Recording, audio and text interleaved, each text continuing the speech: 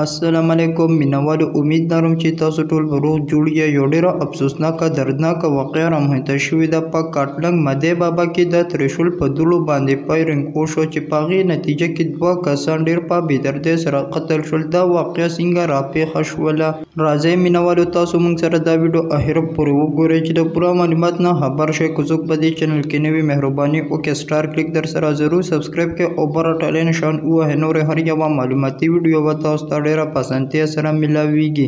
دا واقعه په کاټلنګ مدې بابا کې رامنځته شوې ده چې د تریشول په دوړو باندې جنګ ولګېد او د هغې په نتیجه کې فایرنګ وشو چې دوه کسان شکیل او محسن ډیر په بېدردۍ سره قتل شو. عزتمندو دې کې نور کسان هم لګېدلي دي چې هغه ډیر زیات زخمی شوي دي او په زخمی حالت کې هسپتال ته منتقل کړي دي. په دې کې حضرت حسین ډیر زیات زخمی دی، هغه هم ډیر په بد حال کې د مرګ په خوله کې پروت دی. تاسو ټول مسلمانان هغه ته دعاګانې کوي چې الله تعالی ورله شفا ورکړي.